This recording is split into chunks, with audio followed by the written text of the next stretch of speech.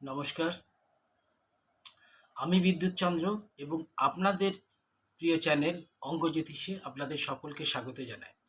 আজকে আমরা একটা নতুন বিষয় নিয়ে আলোচনা করব যে কোনো ডিওবির শত্রু সংখ্যা কী হতে পারে এবং মিত্র সংখ্যা কী হতে পারে। যেই শত্রু সংখ্যা একটা মানুষের জীবনকে কীভাবে পরিচালনা করতে পারে এবং তার সুফল বা কুফল কী হতে পারে সেই নিয়ে আজকে আলোচনা। তাহলে আলোচনায় ভিতরে ঢোকা যাক। সেটা হচ্ছে একের যে এনিমি নাম্বার, আমরা তো জানি 1 থেকে 9টা সংখ্যা থাকে। 1 থেকে 9টা সংখ্যাতে সবাই সবাইকে শত্রু বা মিত্র হতে পারে না। সেক্ষেত্রে একের আপনার শত্রুর সংখ্যা হচ্ছে 8। 8 হচ্ছে শনিদেবের সংখ্যা এবং 1 হচ্ছে সূর্যদেবের সংখ্যা। তাই একের সাথে 8-এর সবসময় একটা এনিমিটি থাকে। তাই সাপোজ একটা ডিওবি নিচ্ছি, যেমন একটা ডিওবি নিচ্ছি 1/4/2001। এই বাচ্চাটা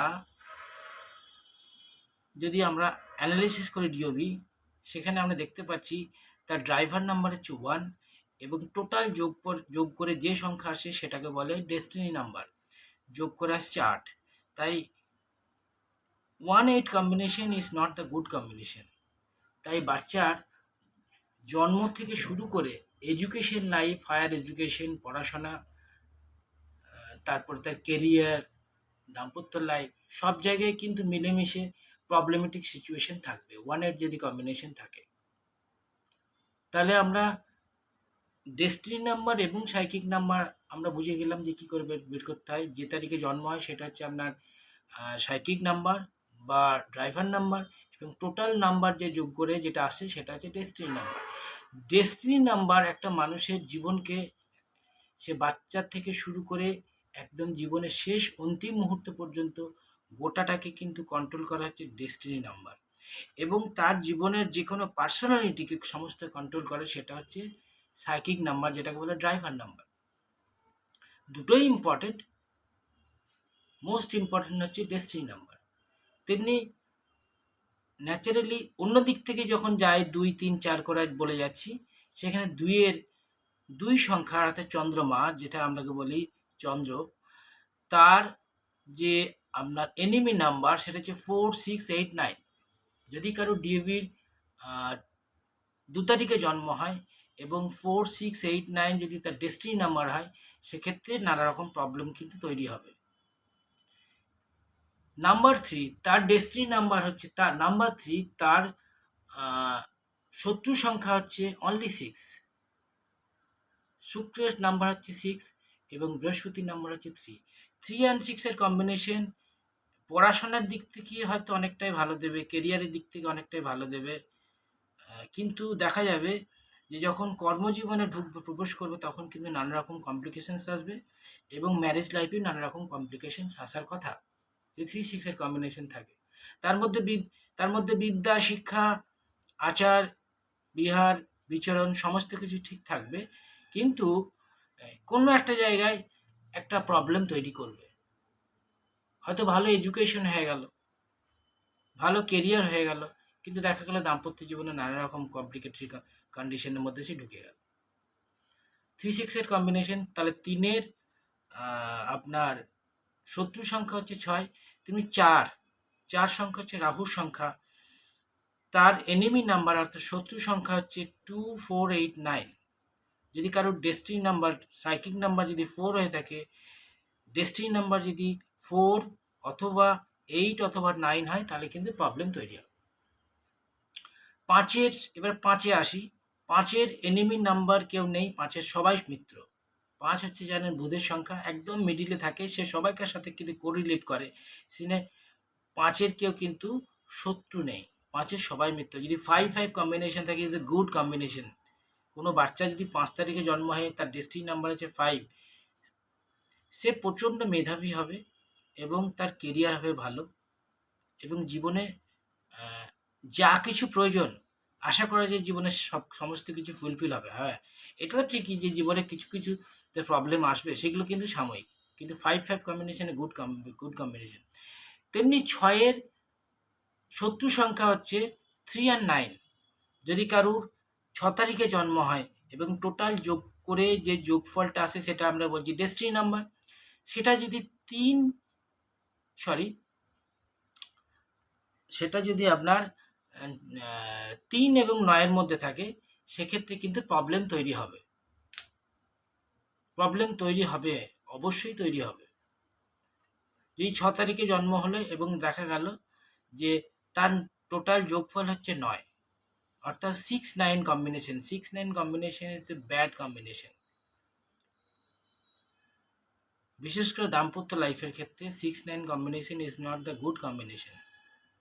কেরিয়ারের দিক থেকে ভালো হবে, কেরিয়ারের দিক থেকে মার্ভেলাস হবে। বিশেষ করে 6-9 কম্বিনেশন যেগুলো থাকে, দেখা যায় যে তারা বেশিরভাগই ফিল্ম জগতের সাথে যুক্ত থাকে। বেশিরভাগ ক্ষেত্রে দেখা গেছে, আমরা যদি বিভিন্ন চার্ট ঘেটে দেখি, ডিওবি ঘেটে দেখি, দেখতে পাবো সেই কম্বিনেশন। এবারে 7 সংখ্যা, 7 তারিখে যদি কারো জন্ম হয়, 7 হচ্ছে খুবই অসপিশিয়াস সংখ্যা। যে 7 তারিখে জন্ম হয়, সে 7 তারিখ কিন্তু তাকে 7 তারিখে জন্ম হওয়ার জন্য তাকে কিন্তু জীবনে অনেক কিছুই দেবে। কিন্তু 7 তারিখ এমনই একটা সংখ্যা, 7 এমনই একটা সংখ্যা, সেখানে তার জীবনে প্রতিটা পদক্ষেপে তার কিন্তু লাইফে কিন্তু ধোঁকা থাকবে, ব্যারিয়ার থাকবে, নানা রকম মেডিকেল ইস্যুস থাকবে, কিন্তু লাইফ কিন্তু ব্রাইট হবে। তারা জীবনের বিভিন্ন সময় কিন্তু তাকে কিন্তু বিভিন্ন প্রতিকূলতার মধ্যে তাকে কিন্তু পাশ করতে হবে। এই হচ্ছে 7 তারিখে জন্মের ব্যাপার। এবার 8 তারিখে জন্ম হলে তার এনিমি নাম্বার কি, অর্থাৎ শত্রু সংখ্যা কি?